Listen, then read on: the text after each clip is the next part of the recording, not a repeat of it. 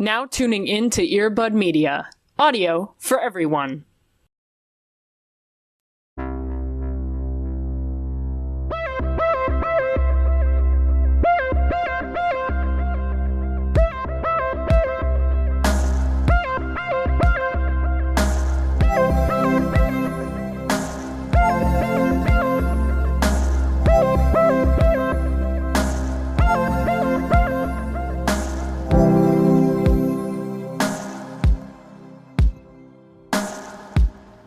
Well, we're here. We're back. Unintentional break, but that's okay. Yeah, with some technical difficulties. You know, it happens very infrequently, but it does happen. And you know what? We're here. We're doing it again. Yep. Or the first time. You know, like, it is the second time, but it does feel like the first time. Right. Yeah, I have completely nuked my memories of last week, so I don't think there's any gold that we were really missing. No, there's not, like, we didn't reveal any, like, secret sauce or anything. Sure. You know? Yeah. Like, you didn't, it wasn't like we got the dog from Bush Beans in here to tell all of the secrets. I love that that is the pull. That's the reference. Oh man, sucks that we lost that episode. We had our favorite guest, the dog from Bush Beans. Can you imagine really if we missed teased out on all of our social, like, we got the biggest celebrity ever, and they were like, holy fuck, you finally got Stephanie, and it's like, no, we got the dog from Bush Beans. Watch this space. Some exciting shit's about to drop. You know, like, for the big game. Yeah, right. We got the... Yeah, we collabed for the big sport. You know, us, our demo, they love Bush Beans. Listen, I mean, you're famously a jock, so That's so real. I'm talking a lot of shit. I've never had Bush Beans in my entire life. Right. I'm like, where did they even go from? Listen, I'm a sucker for a good commercial, and I always remember that farmer wanting to, like, kick his dog for being like, stop telling the truth about our baked beans. Yeah, I mean, it is a reference, for sure, that you could put. It was the one you did, so. This is how I should have known that I was neurodivergent, because I would just say this shit in elementary school, and people would be like, what the fuck is wrong with you? Like, what do you mean you're not thinking about the dog for Bush Beans all the time? What's going on? I'm not weird, you're weird. No. I'm not. Why is that just not constantly the loop in your head all the time, you know? Like, me, like, this is not a joke. Hi, welcome to Twilight. This is not a joke. I lost a friend in first grade because I had a loop in my head of what is the song where it's like swim through your veins like a fish in the sea. Okay. And I couldn't stop saying that. Yeah, you were trapped in the loop. Because it was stuck in my head. Yeah. And this girl who I had been, like, friends with because she was on the same bus as me turned around and was like, will you stop saying that? Like, you're so annoying. And I was like, okay. Cool. Anyways, welcome to Into the Neurodivergence. Yeah, let us know in the comments below what commercial jingle is stuck in your head. Because for me, it's the new Burger King one. That's really bad. Oh my god! But it's stuck in my head, and I can't get rid of it. So, let us know. For me, it's always the, like, call JG General, or like the 867 cash now. Yeah, yeah. Mm-hmm. It's pretty effective. Or the one where it's like, this is your friend, we make diamonds, or whatever. Mm-hmm. I always thought that was a local one here where it's like, hi, my name's Sean, or whatever. Come down to your local jewelry place. Right. Because they make it sound really formal, or, like, really informal. Like, this is a family business, and it's not, apparently. It's like... Yeah, a scam of the century. All over the country. Nothing is real. Yeah. I would love to know what commercial is stuck in your head all the time. Welcome into Twilight. This is not an advertising podcast, but it can be. Yeah. It can just turn into Mad Men very quickly. Yeah. If we wanted to. We've teased it before, we'll tease it again. This could flip at any moment. You have no idea. You don't need to beg me to become a Don Draper. It's... Give me a cigarette Yeah. I don't know what I'll do with it. Just wave it around. I don't know how to hold it. Maybe I'll put it behind my ear and look cool. Oh yeah, very chic. But I'll walk around. I'll talk about ads. That's no problem. Yeah. I love it. Hey. It's been a while. It has. How are you surviving over there in the Midwest? I'm out here. We're now at the stage of evil cold. So it's like going outside hurts, you know? I know this is a place for happy things, but you have my full attention right now. I might go a little off script, because I have a grievance about a television show we both love and enjoy, and one I've talked about a lot. And that is I was wondering who was going to break this. Let's talk about things that piss us off. Yeah, we're just we've hit the ceiling. There are no more happy things. There's nothing else to be happy about. We've gone through everything. Let's talk about bad things. I want to be angry for a little bit, and this is my truth. Car alarms. Bright lights. You know what really grinds my gears? Just kidding. Fans when you're cooking. I want to talk about Are You the One? Please. If you are a longtime listener of this podcast and or just me in general on the internet, I have been a ride or die for this show before it was good. Certainly way before it was good. And then folks started getting on the wavelength, the bandwagon, as they should, because they got gay, right? And that was the best version of that possible show.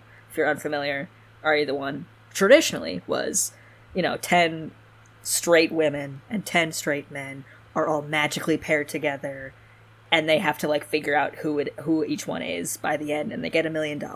Woo! Amazing, hilarious, a lot of schemes, a lot of drama, a lot of drunk hot people, incredible stuff. They somehow turn it into an escape room when it's supposed to be a strategy game.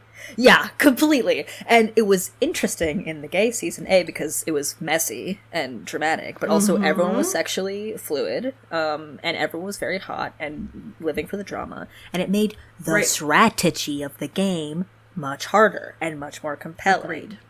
Because, if MTV doesn't want to shill $1 million every fucking season, yet that's a good strat to try, Exactly. Correct. And then the show stops, right? The Newtons happen. We're not sure if we're ever getting another season of the show ever again. It's been years at this point. Most of us are like, it's gone. That was the last one. We ended on a high note, right?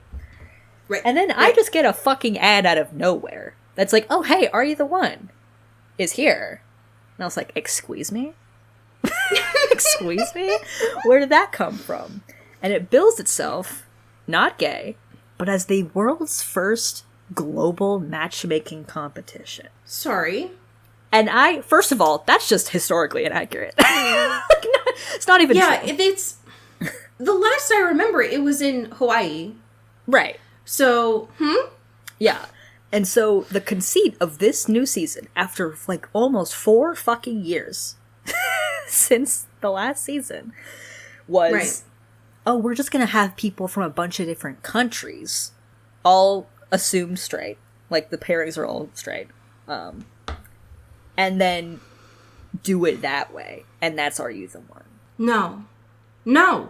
Where's the flavor? So Don Draper, with a cigarette behind his ear, still lit, by the way, because he's just drunk, has his trifold board and says, okay, last year, but it was actually 4 years ago, right? We queered this show, and it was a massive fucking success. I still see people talking about this season. Yeah. Now, we're going to take this, we need something new, we need something fresh, we need something hot. Why don't we get people who aren't from the U.S.? Huh? And there's still a lot of people from the U.S. It's unclear how they developed this conceit here. I don't remember that being the critique. Right. It literally does not make any sense to me. I'm begrudgingly still watching it, but it's kind of like watching something you love die in front of you. Sure. The one thing I will give it, though, is that Cammie Crawford from Catfish is the new host, and she's a very good host for this type of show. It makes a lot of sense, the way that she talks about things and her humor. It tracks. But I'm just not feeling it, which is something I never imagined me saying about this television show. Ever. This feels like part of the big agenda, TM. Yeah. Feels like MTV caved. Yeah, and it's like, you had something. What is this? What's going on? Right. I'm confused. Do you want money? Are you allergic to money? Because right. I don't understand. If MTV has learned anything, right, having a diversity of gender and sexual orientation representation on shows means more people are going to be watching it and talking about it. Like, hello, free advertising. Yeah. And now you want less of that. I didn't even know that there was a new season of Are You the One? I know. It's also like exclusively on Paramount Plus, which is also annoying. So it's just like there's been no. I've seen like maybe 2 commercials for it ever, and it makes it seem like it's not the show that it is. And I'm like, what's going on here? What happened? Happy thing. Watch the gay season of Are You the One if you haven't, or if it's been a while. You know, it's good. It's good TV. It is. It's messy, good TV. Listen, sometimes every week can't have a happy thing, you know? Yeah, sometimes I'm just overcome with rage over television. And that's who I am, you know? Right. That's it. How are you doing? I guess have the opposite. Ooh. The equal and opposite of this for my happy thing. And that's okay. That's what we're here for. Sure. So everyone knows that out of the 2 of us, I'm the gamer girl. Famously. Yeah, completely. Famously, I'm the one that talks about video games on yeah, this show. Yeah. I've always said that about you.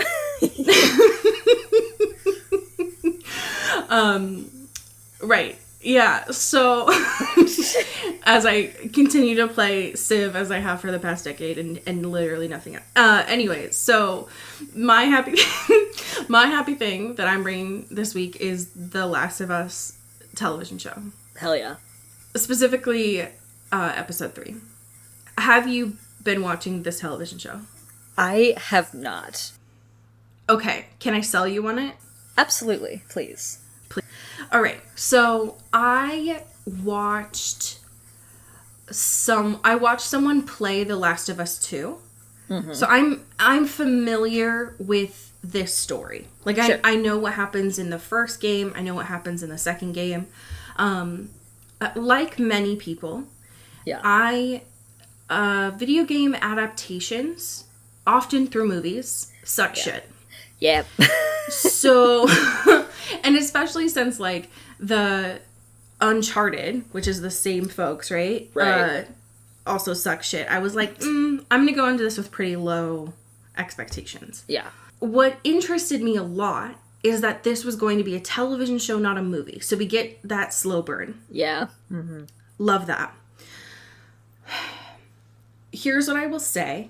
I think that this has stayed very true to the video games, but I don't think that you need to have played them to understand the story.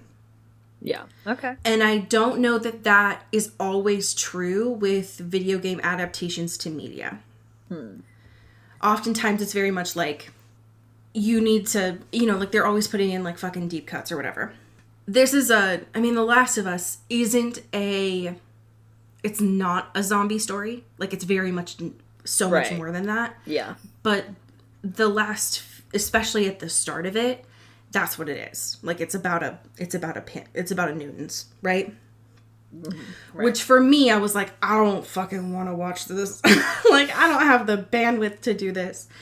It is very good. It has obviously the love of my life, Pedro Pascal. Yes, in it. King.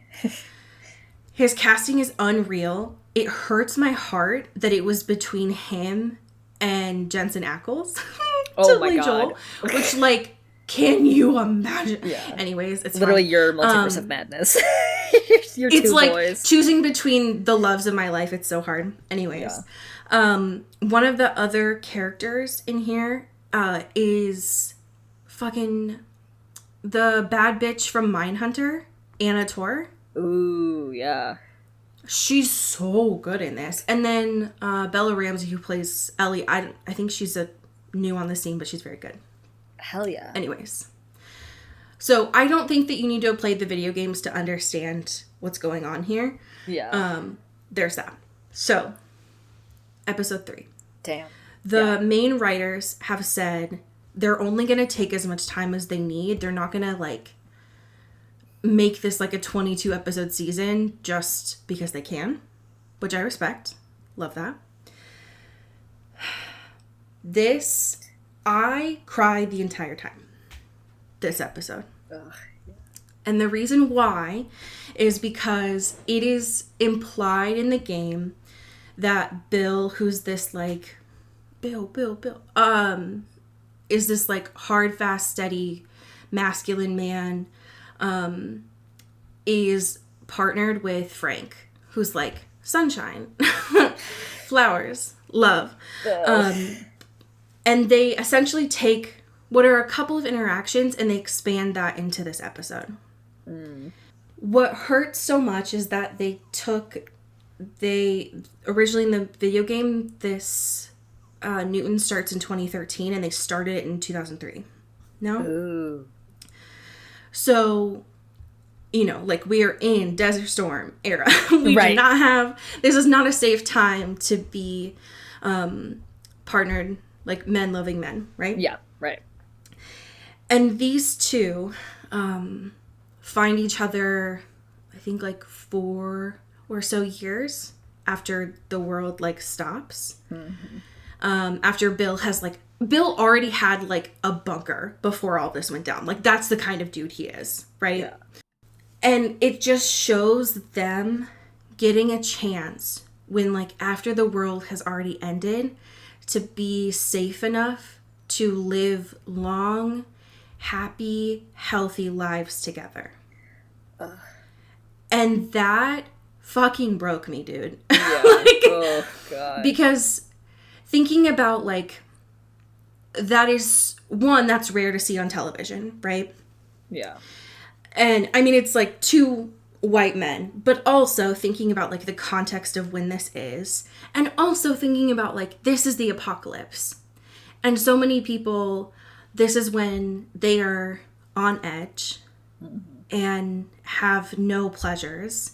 And that's still there to some case. But this is theoretically when Bill and Frank are at their safest because they don't have to hide anymore. Ugh. And that is so painful. And so getting to explore that, and, like, it's a funny episode. There's a lot of funny episodes because it has, Bill is played by Nick Offerman, which, like, hello. And so there's going to be comedy there. And then Frank is played by, of course, the White Lotus manager, Murray Bartlett. Ugh, I love him so much. Which is, like, just a perfect dynamic of just, like, just hard, steadfast, and then joy. Yeah. So I highly recommend watching the show. It's been far less triggering for myself because I haven't really liked watching Newton's media. Yeah, totally. It's been less triggering than I expected so far. I don't know if that will be the case. But this episode was really sad to watch, but in a, like, beautiful way, not in a kill your gaze way, because that's not what this is. Right. Yeah. Ugh, that sounds lovely and heartbreaking. Yeah. But I'm excited to dive in at some point because the people be talking, and I'm interested. Yeah, it was very nice to see, and also just unexpected. So, as always, HBO, please, yeah, let us be able to talk about these things and also get paid for them, please and thank you. We can be bought, please. We can be bought. We have a couple of current events. Would you love to tell us about something that might be a happy thing for you this week? God, a music corner. Pew, pew, pew, pew, pew, pew, pew. Also a K-Stu corner. Whoa. Folks, this news is for the gays. Snooze is for the bisexuals, the pansexuals, everyone in between, the lesbians, all of them, everyone here. Because our girl, Kristen Stewart, is set to direct 3 upcoming music videos for Boy Genius. This is such a gift. When I saw this, I had almost threw my phone at the wall. Retweet. Yeah. I love the idea of Kristen Stewart getting like in her music video directorial game. I think that's makes a lot of sense. And especially with Boy Genius, that's a collab that I want more than anything. And I didn't even know I wanted it until it was here. And I was like, oh, you could be in the room. Yeah. Like, genius brain.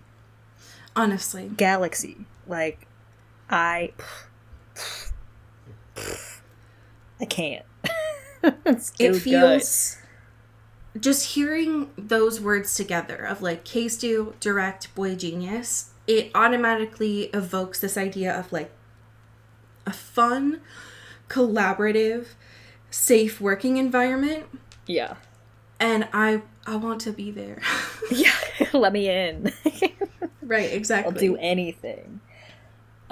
So I'm stoked. I cannot wait for this. I want to see K-Stu thrive, and also just like so many goofy behind the scenes pics with Boy Genius. Please and thank you. That's what I want. God. I'm so excited to learn more about this, but what a treat. What an unexpected little treat to have. Just like a nice little good news, you know? It's so hard to find these days. In this economy. Good news? Yeah. But I'm live, laugh, loving at this news. I'm very excited. I cannot wait. Sometimes I think about unironically getting a live, laugh, love tattoo. And that is something that I feel like my 10-year-old self would have done. Sure. My 20-year-old self would have, like, slapped me across the face for doing. And now I'm just like, but I do want to live and laugh and love. So, like, I do love doing all of those things. Like, that is good advice. Maybe TJ Maxx was right all along. Yeah. We're coming full circle to, you know what? Really did have a point with that, though. You know? Really did kind of pop off with that particular phrase. Anyways, that's just a little peek inside my brain. Yeah. I'm so excited because this is so rare nowadays, but I have a Taylor Lautner corner. A Taylor Lautner squared corner. Yeah. Yeah, they're both here. Excuse me. Are the Taylor Lautners in the room with us right now? God, I would pass out, actually. For you all, this will be last Wednesday. The Taylor Lautners, squared, dropped a podcast called The Squeeze. Yeah. 2 episodes on their launch day, by the way. And that was such a gift for me because it's been so long since I've heard my boy's voice. Yeah. So thank you for this gift. 2 main things that came out of this. 1, Taylor Lautner, the actor, not the registered nurse, realizes now, as an adult man, that Jacob is a little annoying in the movies. So we love growth. Yeah, we love to see it. So thank you. He says, quote, I love Jacob and his heart, but he's a little annoying. So, same. Yeah. Same. So, okay. The most important thing. Now we have 3 Taylors in the room. Yeah. This is just a gaggle of Taylors. Yeah. Taylor Lautner, asks her husband, if you could go back to one moment in your life, what moment would that be, and what would you say to yourself? This man talks about something that he has not talked about, to my understanding, in like a long time, like 15 years. Yeah, it's been a minute. Which is the 2009 VMAs. Specifically because of the fact that at that time, he was presenting the award to Taylor Swift. Right. God, this is so fucking annoying. It's like they're evolving. They're like, it's like mitosis. I They're know. all just like splitting up and getting more. It's just like a fucking Pokemon. Like, they're all... Yeah, all the evolutions all are here right now. Literally. So he was the one, if you are all unfamiliar, or you're not as obsessed with all of these people as I am. Yeah. Taylor Lautner, the actor, is the one who presented Taylor Swift the award when all of the drama with He Who Shall Not Be Named happened during that time. Yeah.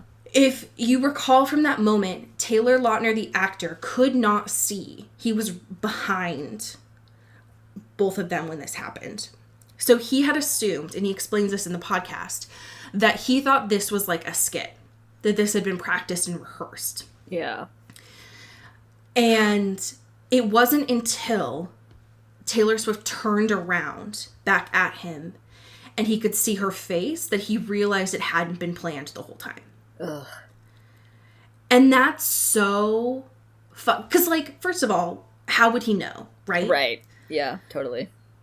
Because that feels very, especially like 2009, that feels very like it could have been a thing that was planned. Yeah, for sure. Yeah.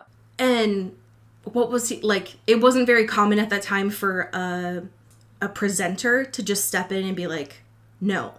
Like, I think they posted specifically the video clip of this on their TikTok, so you can actually see Taylor Lautner, the actor, talking about this.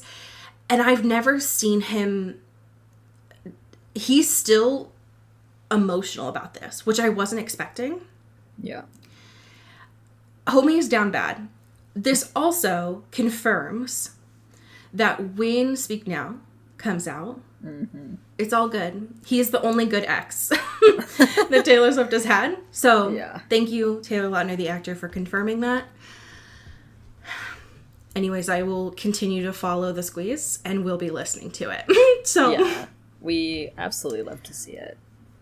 All of our faves are breaking in the podcast situation. Yeah.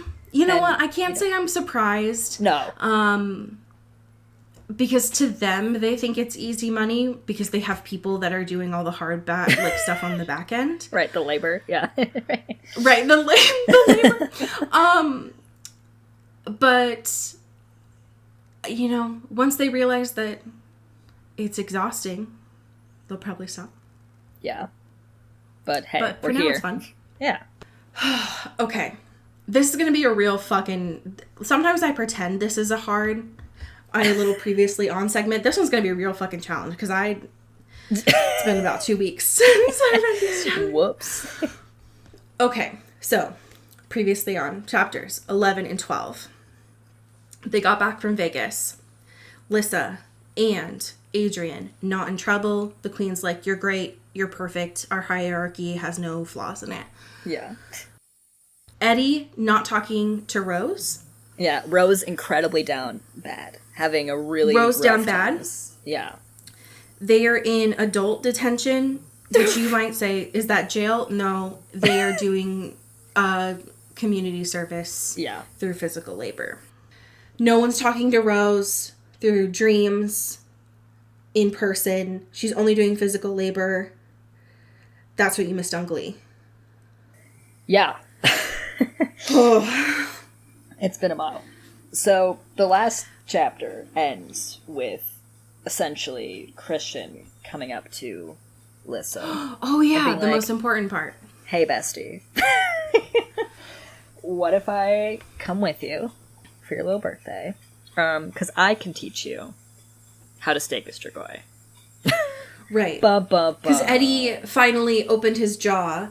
Right. Just unhinged and told Christian everything. And Rose was like, shut the fuck up. Right. We're trying to play it cool here, Eddie. Right. And That's so right. this Christian chapter goes to starts... Lissa and was like, yeah. Hey, I know that we love each other, but we won't say that. Right. What if we just... What if I just go to your birthday and we figure this thing out? Right. So Maybe. this chapter 13 starts with them kind of having this conversation of Lissa being like, what are you talking about? Like, what do you mean you can teach me how to steak a strigoi? And he's like, listen, Rose is not going to do it because she doesn't want you to do this. But I feel like you do want to do this. And if you want to, like, have these protections and, like, ability, this is your shot. And, like, let's fucking go. Right. Like, I know things are kind of, like, a little awkward with us, but I'm here for this, you know? Right. And it's important. Yeah, we can just set this aside because it's for the good of our nation or whatever. Right. And not because we still love each other. Definitely not that. I mean, what? I mean... Who? Who, me? What? What? And of course, Rose is, like, looking at this conversation through Lissa and is fuming. Fucking furious. Because she's like, how dare you? Absolutely not. Fuck this. This sucks. How dare you? Right. Ugh, God. They agree to meet the next morning Yeah. when Lissa's going to that college that she's touring, which again is happening on her birthday. This is important to remember. Right. This is her birthday trip. Yes. The Christian he's not crashing. He is asking ahead of time, but like figuratively crashing. Right. And Rose finally finishes with her manual labor for the day. Mm-hmm. And she's pissed. Yeah. She's like trying to like weigh my options of whether I just want to kill Christian right now. For even suggesting this. But she does something better by going over to her next door neighbor. Yeah, oh my god, this fucking move is so funny. She's like, because remember, hey. this is like 2008 or whatever. And she doesn't have a cell phone. Right. And she's also she not goes to allowed her to talk next-door to neighbor. Lissa or be around her. So she's like, hey, bestie, I know we don't really talk, but can I use your phone for something? It's really important. And she's like, yeah, sure. Can I borrow your pink razor? Right, yeah. Like, you're the cool girl here, so can I get that? And she sends a text to Lissa. It's like, I know what you're doing, and it's a bad fucking idea. Like, I'm gonna kick your asses when I see you, and how dare you? And just fucking, like, drops the mic / razor back into this girl's hand, and it's like... Doesn't say it's Rose. No. Nothing. Yeah, it's like she knows. Her neighbor probably thinks she's, like, super wild. She's like, oh, that Rose. Right. She's and a she weird one. gets a response not through the phone, but through the bond in a way, where Lissa's just like, sorry, like, it's something I gotta do. It's a risk I have to take, so you can't stop me. Bum, bum, bum. Are you reading this on your Kindle? Yes. Are your 3 dots between these 2 sections super pixelated? Let me see, hold on. Kind of. They're like a little faded, but they kind of look like little stars. Yeah, the stars, they have like a weird, I can't tell if they're pixelated or they have like a weird little background on them. Yeah, it looks like they're definitely missing something here, for sure. Definitely something didn't scan properly for this. Ferrero is leaving us clues somewhere. Yeah, this is all a Knives Out mystery. This is actually a, God, what's that one TikTok book where Kane's Jawbone, where everyone's trying to solve a 1930s mystery in a book. This is this. She's People have been clues. obsessed with that for like 3 years now. Forever. I'm obsessed with it. I never want to stop. Because nobody gets it. Nobody solves it. But I do love the chase. I appreciate it. Same. Anyway. Rose finally falls asleep. Yeah. After being so tossing and turning, being so angry. It is important to know, right, that like every day she is either being mentally exhausted because Hans is making her manually file things. Yeah. And or physically being exhausted by having to like make gardens, right? Yeah, right. So she needs her REM sleep. But Adrian pops into her dream after a while now and is like, hey, miss me? This fucking dude. He's weirdly fine. Yeah, he's not as like angry and sad as he was. Like he definitely blew up a little bit with the whole Dimitri thing, understandably. Right. And felt a certain type of way about it. What's funny here too is that he puts them in the dream in Vegas. And Rose is like, for why? And Adrian's like, well, we didn't really get the chance to have like real fun here. So like maybe we can just... It's a little too soon, homie. Yeah, it's like a little... We still got some traumas building up from that, bud. But, you know, That's okay. I appreciate the sentiment. Can you imagine them having this conversation like, on the roller coaster that's in Vegas. Or like just the idea of doing something like really absurd there. Yeah, I can. Anyways, I want to like, see like fine. his. It's weird. It's very strange. Because the last time, to Rose's understanding, the last time they spoke, Adrian was like, okay, the next time that we talk, we're going to have a serious conversation. Right. Which would be this would be now. And he's like, no, let's just chill. Like, let's just like hang out. Yeah, it's like, homie, say what you feel. Do it. Exactly. Come on now. Like, we're not getting anything from being like, let's just pretend nothing's wrong. Everything's fine. Right. We're good. I'm good. Are you good? We're good. This is good. She's trying to get more information about Lissa. Adrian is not doing that. No, of course. His lip is lit. His lip is zipped. He's got nothing coming. He's like, nope. And then he finally gets to the point. Yeah. Because I think Rose finally is like, listen, all right, like, why am I here? Why did you bring me to Vegas? Like, I thought you hated me. He's like, Rose, I never said I hated you. Yeah. So, no. And they discuss a little bit more. Rose is like, I still want us to work. I would still try. Even if Dimitri were back. And typical Rose, she's like, I just have a hard time letting anyone go. So it's like, I can't. I need all of my boyfriends. Like, I don't know how to make this decision or any. And I'm stressed out and I'm really scared. And I'm angry. I'm feeling things so much. Adrian, surprisingly, says Adrian, I will say, says one of the more redeeming things that he said in a while to this, where he says, be sorry that you lied. Don't be sorry that you loved Dimitri. Because that's part of you. It's a part of you that you have to let go of, but it's still something that made you who you are. Right. And nothing that's like, should be ashamed of, or like make it as a blame thing. That's like, that's just, it shit happens. That was a big part of your life and all of our lives. That's okay. Yep.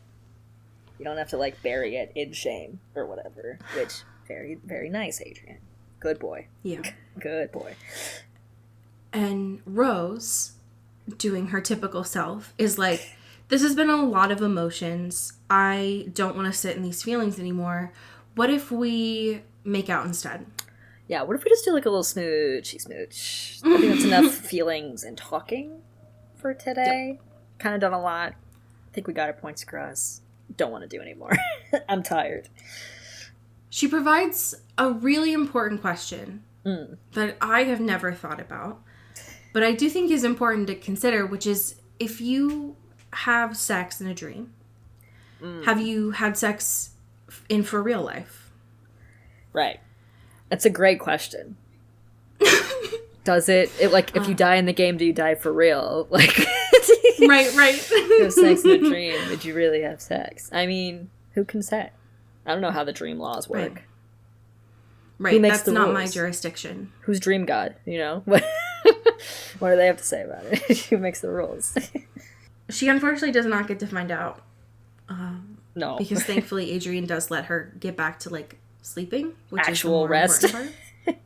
Right. Which is important. Yeah. How do you feel about this conversation with Mikhail and Rose's little come to Jesus moment? God.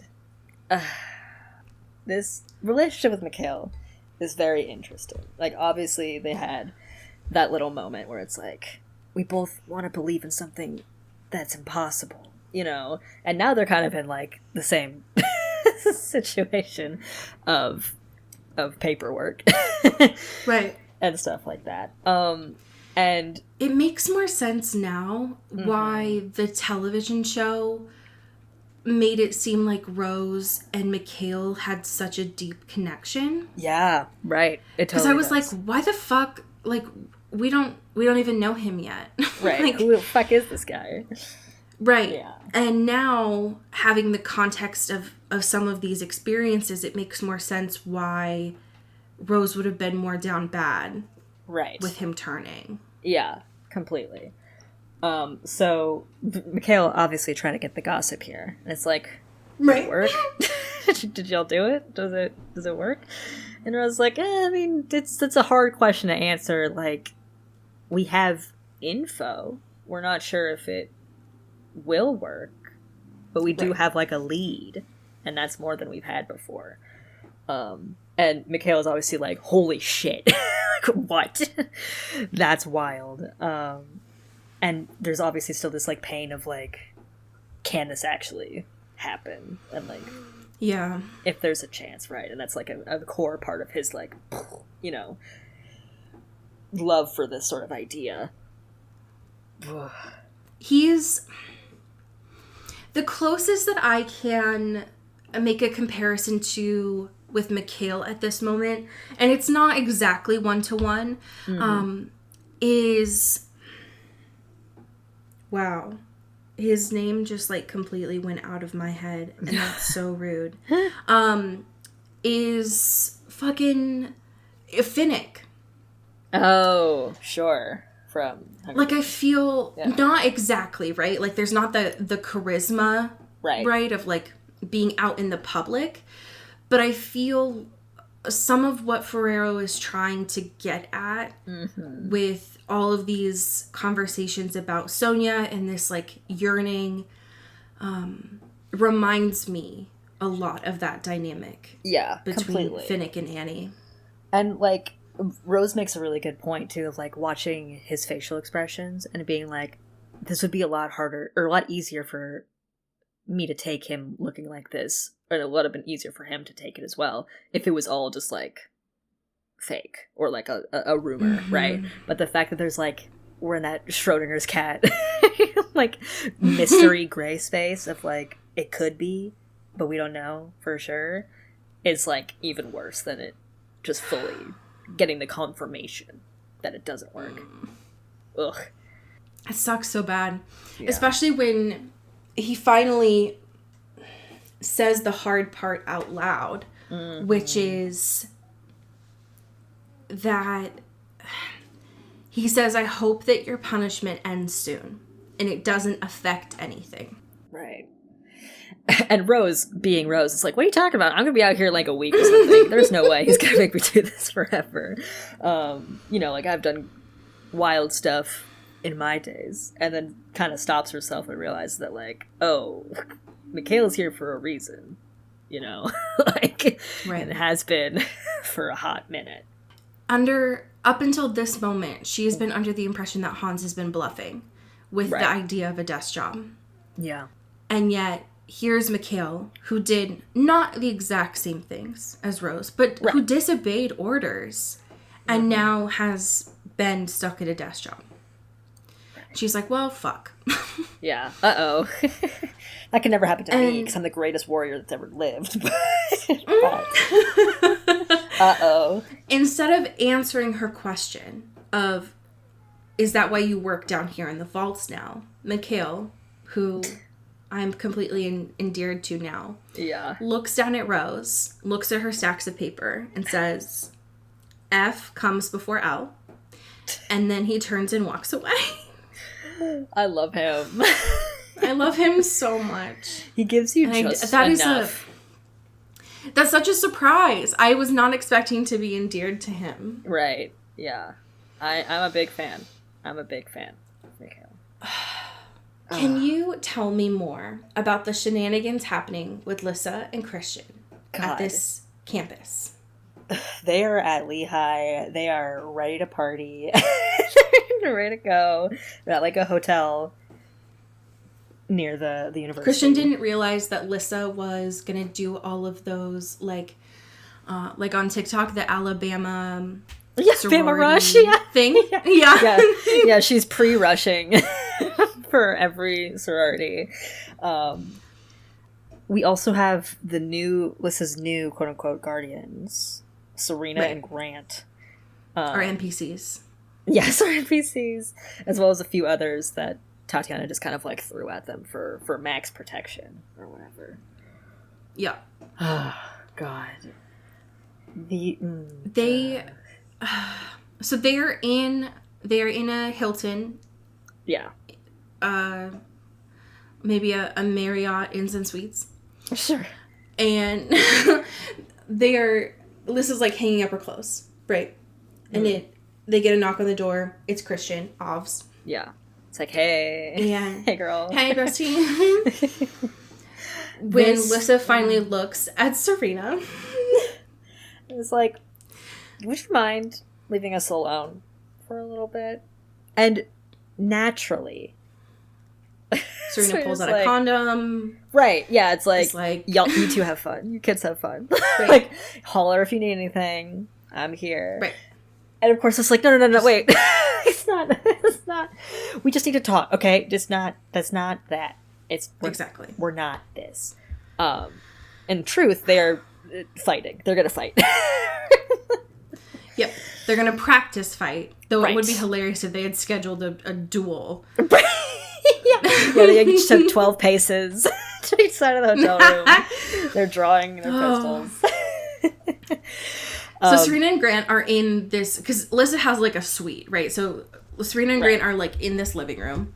Yeah. Christian and Lissa are in the bedroom, and they are now practice dueling with each other. And everything seems fine until a lamp gets knocked over. Yeah, then all hell breaks loose. Because, of course, their alibi has not been very good. It's like, we're just talking. Which, like, okay, we can come up with something better. That's not sex, also not fighting. Like, you can turn on the TV. You can do something, be really intentional about it. But, of course, everyone just runs in. It's like, what the fuck is It's like everyone's doing wild, horny stuff. It's like, no. It's okay. I'm curious because we're seeing this through Rose, through Lissa. I'm curious if Serena and Grant pick up on the sexual tension as much as Rose is. Right, yeah. But from Rose's perspective, it's like everywhere. Like an Axe body spray. Right, it is palpable. Yep. Through the bond. And they finally have to say, so we've been practice fighting. Yeah, because we know the Guardians, there's been less Guardians lately, and we just want to know if we ever saw Strigoi that we could defend ourselves. Right. And Serena and Grant are like, okay. I mean, sure. Sure. But, like, you gotta do better than that. Right. Yeah, it's like you're not really doing a great job. This whole thing. And Serena, the homie, and it's like, if you want to learn how to fight, like, I'll teach you, whatever. Like, I'm here, this is what I do. So, while we're here, why not? Rose is just chomping at the bit. Yeah, now. Fucking livid. It's like, how dare you? But she doesn't really get an opportunity to see more of what happens because Hans shows up again and is like, "Hey, homie, you've been summoned because Tatiana needs to see you right away." Yeah, right now, which is never a good sign. No, never great. Just don't really have a great rapport, a good relationship. Especially when she just committed multiple crimes. Yeah. So things are already not in her favor. They are especially not so in this situation. Right. So that's fun. And that's how we started chapter 40. Just Rose being like, am I gonna die? Like, what's happening? And just doing like a greatest hits collection of all the times Tatiana's yelled at her, made her feel like she's a fool, made her feel terrible. Just like it's really going through her brain at hyperspeed right now. So that's really fun. Oh, God. It doesn't help her anxiety at all that when she goes in, like when she walks into the room, she had been expecting just Tatiana, and it's not. It's a courtroom filled with Tatiana and members of all of the royal families. Right. Like a whole council. Right. Ready to go. And she's like, what? So, Tatiana judge, royal family's jury. Right. Not great. Yeah. not feeling particularly confident about whatever this is supposed to be. Oh, gosh. She also notices through context, based on what Tatiana is saying, that they had been discussing this, which she assumes is her, yesterday as well. Right. So she's like, oh, I'm in, like, the middle of this. Deep this is shit. not, like, something I'm, like, pleading my case to now. It's like, oh, this has been a discussion that I wasn't even a part of. So that's chill. That's really cool. So that obviously is freaking her out. Yeah. In our world, when you have to provide a testimony, Sure. you are told ahead of time. Yeah.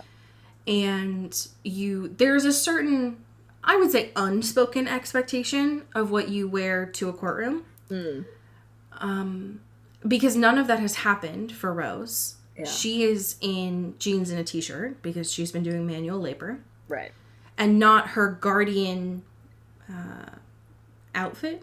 Right. Her costume. I don't know. Her outfit. Her uniform. That everyone else. Her uniform. Thank you. Her costume. Yeah, is wearing around the room. So she is feeling unprepared. Yeah. And also nervous as shit. Yeah. Very scared. At this moment, Ferrero Rocher gets really in her Stephanie Meyer motion here with, she asks Rose to, like, step up, or Tatiana asks Rose to step up to the podium, and it's like, can you state your name? She's like, Rosemary. So how old are you? 18. And this motherfucker has the audacity to drop the line, and how long have you been 18? Folks? If she had said a while, I would have died. Yeah, I would have just collapsed on the floor. Does not take it that literally, but it is very funny. It made me laugh.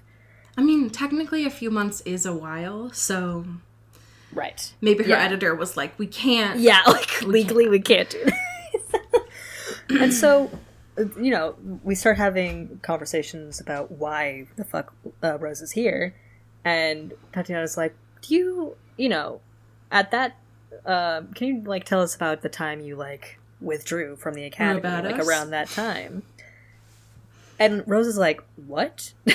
It's about that? Because it's not about any of my crimes? I did, like, full international felonies, like, a week ago. Yeah. A lot of people died, and I was there, like, very clear. So I'm good on that. This is just about me dipping. Cool. Right. Great. They don't even want to know about the crimes that she committed in Russia. They just want to know about how many Strigoi that she's killed in Russia and also in the States. Yeah. They're not even bringing up any of her crimes in general. No. There's no evidence of crimes here. We're talking about it, which, you know, much better situation than Rose probably imagined herself walking into. Which is why, like, the answers that she gives are... to these questions, which are theoretically like, can you tell me about the time that you were a badass in Russia? She's like, well, here's how many Strigoi I killed. But they're really focusing in on, like, did you kill these Strigoi alone? And how old were you? Yeah. Each time. And each time she says, like, well, I wasn't really doing it by myself. Right. Like, but sometimes they don't seem to help. be focusing on that. Right. And then it just ends. They just dismiss her. Yeah. They're like, all right, that sounds cool. Get out of here. Have fun. And she's like, what the hell was that? What could it possibly have been for? For why? It was just like a bragging session when she thought she was going to get, burned at the stake for various crimes. I also would have been very confused. Yeah. Because from what has been, at least when she was in the academy, everything that she was doing was not allowed. Like, they were like, don't do this. Yeah. Broke all of the rules. Right. And now they're like, you did a great job. Here's a sticker. Goodbye. Right. Yeah. It's like you can exit out the back, collect a little croissant on the way out, and have a nice day. And so she goes to Adrian and I was like, what the fuck was that? about. And Agent's And like, nobody I really honestly, knows. no idea. He's like, I was just kind of like asked last minute. I don't really know what is going on, but like, it seems like you did good, so seems like we're okay. Like, apparently, he also says apparently they're going to hold a vote soon that will be Right. public. which who Which knows will what that provide even more context Yeah. on whatever this is. Yeah. We get to this is not the worst part of this chapter, but I will say a valid and sad part of this chapter, which is this BLT. Oh my god. This is the saddest. One of the saddest things I've ever read in my life. And that's saying something, because Ferrero Rocher is really good at sad. Yeah, she's incredibly good at it, but really, I think this is her peak of emotional torture.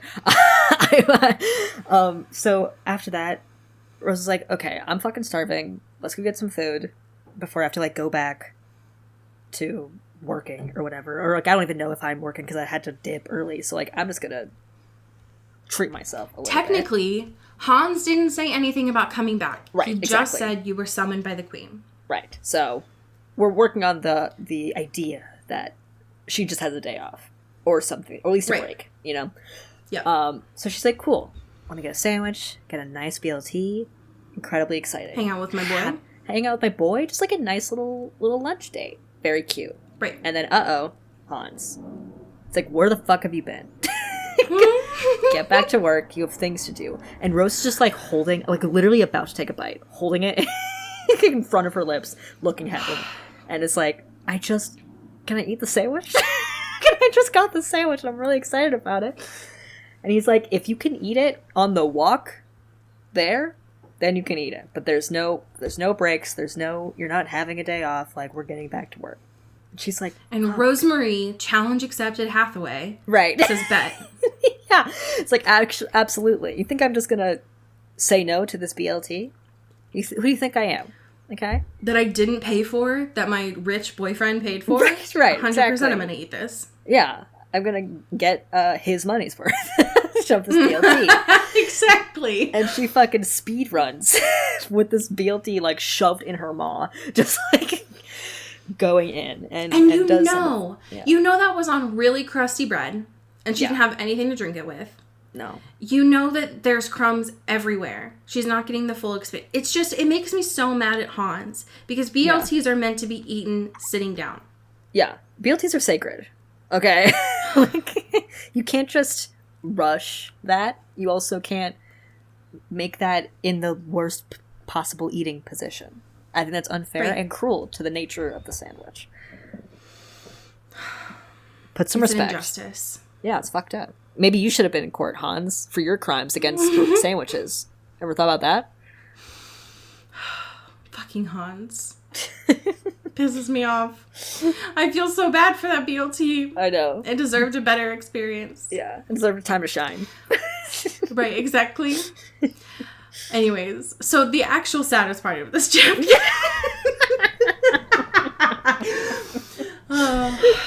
Just very earnestly memorializing a BLT. It's just like, it's so annoying when you go to a deli that you know has a good sandwich and you just want to be able to sit there and eat it in peace. And then it's like, fuck, you don't get the experience. It's just like, Frodo knows. God. Anyways, so remember, this is Lissa's birthday. She's going to her birthday dinner. Yeah, it's her birthday.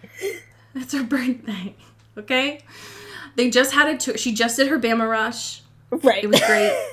Yeah. She's saw got the really beautiful great prospects. Yeah. Right. And now they're going to go celebrate her 18th birthday where everyone got dressed up. And they're going to, what did I say last week?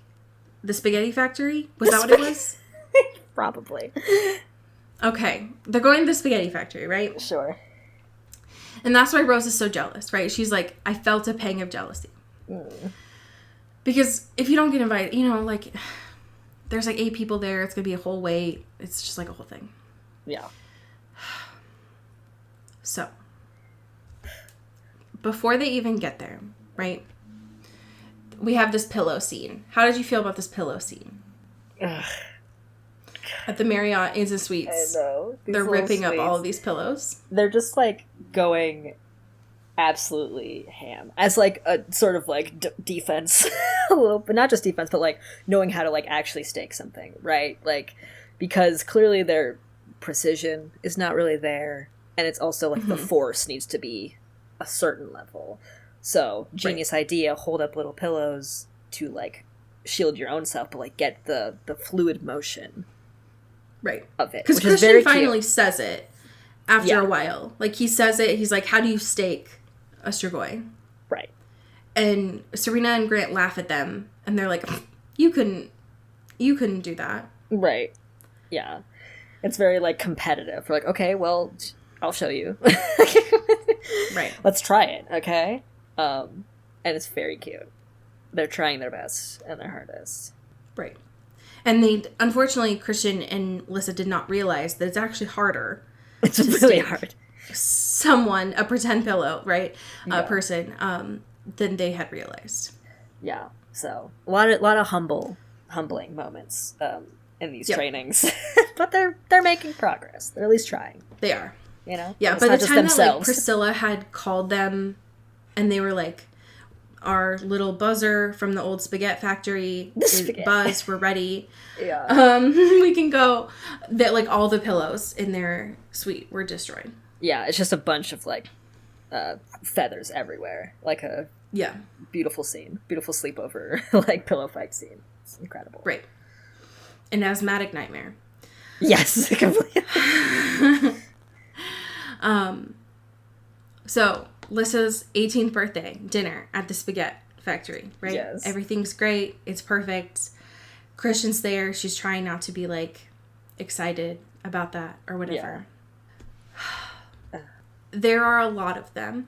They stay out at the spaghetti factory past closing. Disrespectful to all of these people. Yeah, they ignore last call and they just go, what if more? What if we just run this to the ground? I'm wondering not great behavior. If, because they're so rich, if the people, the, like, servers were like, you know what? They're going to tip us, like, 500%. Right. Fuck so it. Let's just do it. Yeah. Might as well. Yeah. But by the time that they leave and go outside into the old spaghetti factory parking lot, all the lights are turned off. Uh-oh. Which is not great. Never again. And also not normal and not safe. Right, yeah, all of these things are bad signs. It does not look very promising for them. And turns out it's not. Uh-oh. It turns out it's actually, the lights were supposed to be on and they were not. Yeah, it turns out it's actually really bad. What Rose couldn't see, because she was seeing through Lissa's eyes, is, like, Strigoi, instead of, like, breaking them or something, they had climbed up the poles and, like, unscrewed all the light bulbs. They were actually, like, worried about the cost there. Right. And they're, like, and then all hell breaks loose. Yeah. They're, like, surrounded. Like, obviously Rose is kind of, like, in her own mind of, like, damn, I wish I could get, like, a fucking top-down view of this, but this is, like, nuts. Like, they're all over. Yeah. People are getting fucking hit. Like, everything's going balls to the walls out here. Yeah. Which, scary. Very scary. This is where we get our second Twilight reference. Yeah. In these chapters.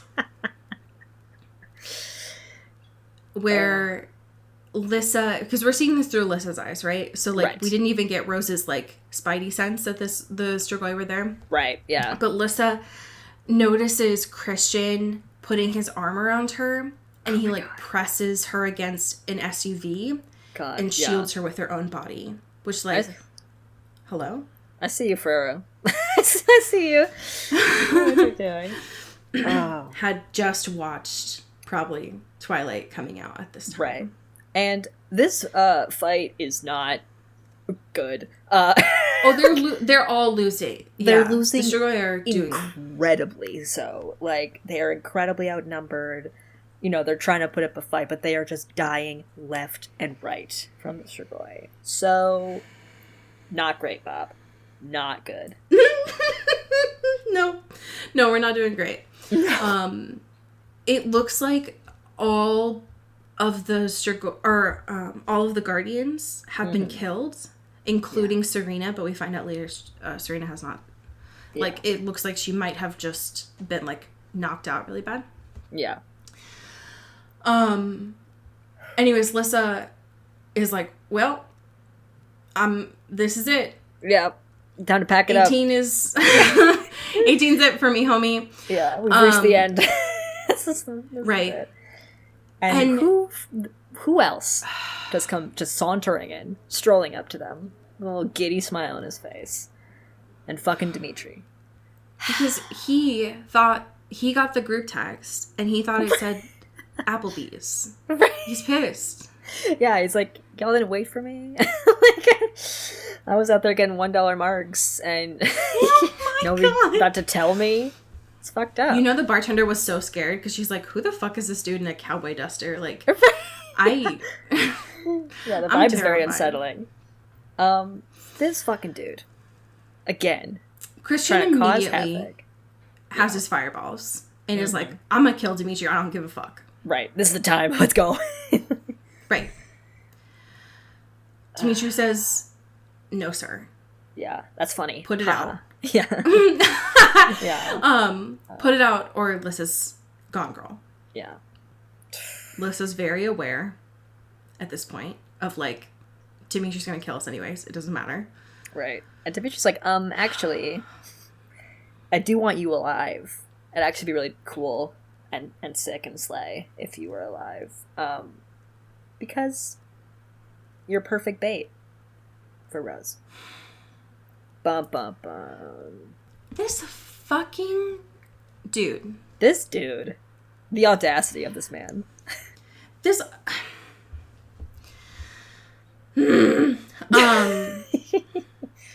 this is just... I miss Demi... Like, I don't like this man. You know? Yeah. I don't like him. I want Dimitri back. And this man, who I don't know, reminds me more of James. And he can honestly fuck right off, to be honest. He can eat shit and die. And I don't like it. And now I'm nervous because all hell's gonna break loose. And Rose is gonna go, like, X Games mode. Yeah. But they don't have a solution yet. No. So I'm what? Scared. What, are they gonna give him, like, McDonald's Sprite? And be like, this'll solve it? You know, you give a mouse a cookie, you give a Dimitri a McDonald's Sprite, right? That's all he needs, you know? It's just, it'll be enough to just shock him back to normal. Anyways, I'm stressed out. And I just want to read chapters 15 and 16 and see where we go from here. Yeah, I'm scared. I'm so fucking stressed out. Anyways, we have a great list of patrons. Yeah, we do. You wanna start us off? Absolutely. Thank you to Katie Black. Oh, thank you to Kylie Minty. Ow. Thank you to Alex Dornan. Ooh. Thank you to Mulch Gray. Ouch. Thank you to Jasmine Anastasia. Ooh. Thank you to Megan Pattinson. Ow, ow. Thank you to Cassandra O'Shea. O'Shea. Thank you to Kati Cart. Ow. Thank you to Hope Castile. Ooh, thank you to Rachel Ashford. Come on down. Come on down. Thank you to Vivian Yulee. Ooh, thank you to Maddie Facinelli. Ow. Thank you to Samara Rinaldi. Ooh, thank you to Genevieve Morgan. Ow. Thank you to Danielle Burke. Ooh. Thank you to my mom, your mom, our mom, Kelly Beck. Thank you to Sophia Salinger. Ooh, thank you to Laura Forty. Ow. Thank you to Dan Zeklos. Ooh, thank you to Maria Swan. Ow. Thank you to India Peach. Ooh, thank you to Emily Ozera. Ow, ow. Thank you to Jaylene Ivashkov. Ooh, and last but certainly not least, thank you to Ashlyn Vogel. Ow. I have a fan fiction for you. And the best part about having no brain cells is I don't remember reading this last week, which is great. Amazing. This is by author Kay Riley. It is titled Revelations. Slay. It has some tags which include heartache, pining, jealousy. Wow. Summary is, Dimitri is and has been going through it. But I love what Kieran Moore has been doing with the character so much this idea needed to leave my brain. Dimitri's point of view during some of season 1, episode 9. Justice 4, Vampire Academy, season 1. Of all people, he hadn't expected Mason Ashford to stop him on his march to his life of imprisonment. He especially couldn't think of a reason why the novice would need to speak with him in private. However, when Mason leans in, tells him of the plan, and he sees the look in the younger man's eyes, Dimitri immediately understands. He understands what Rose hadn't told him when she came to see him earlier, and he understands what Mason is doing here, or trying to. Ashford stands there, wanting to face Dimitri as equals, but with him as the winning party. He is leaving with Rose for a new, better life. He made the choices, the commitments Dimitri couldn't. And a part of Dimitri is relieved. His plan to keep Rose safe from the consequences of this had a significantly greater chance of succeeding if he wasn't around to learn of his imprisonment at all. The truth of it was, Rose and him were barely together. He has no right to give any kind of shovel talk, so he tries not to. He has no claim to Rose Hathaway, to her life, her happiness, or her love. But, and Dimitri thinks it's best Ashford take this to heart, neither does he. Because there's one thing Dimitri knows, no matter the choices made and the hurt caused. He knows Rose, and he knows her heart. He knows her loyalty, diligence, care, and dedication. He knows she loves him in the only way that will ever really matter. He knows that if he called, she'd come running. Dimitri is a good enough man not to call on Rose. End scene. Damn. That is the man that I miss. I know. I need him. I need him back. God. I miss that one. I want that one back, please. How do I do returns? Ferrero. God. So we're 52% of the way through this book. I'm worried that it's going to get more painful, and that makes me nervous. Yeah. So, anyways. But I will stick to finding fan fiction for now. We've given you a real spectrum of gay content this week, so enjoy that. Let us know absolutely. What makes you happy, or honestly, what doesn't. Because sometimes we need that too. What gives you rage is also valid. It's also valid and sometimes needed, so yeah, I would love to hear it. Take care of yourselves, and until next week, as we say here in the Pacific Northwest, get bit. And get whipped. Ooh. Ooh.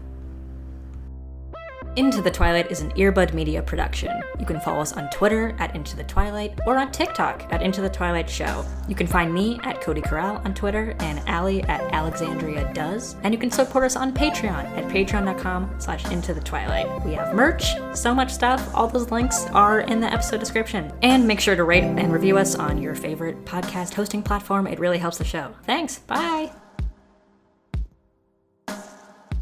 You've been listening to Earbud Media Production. Earbud Media, audio for everyone.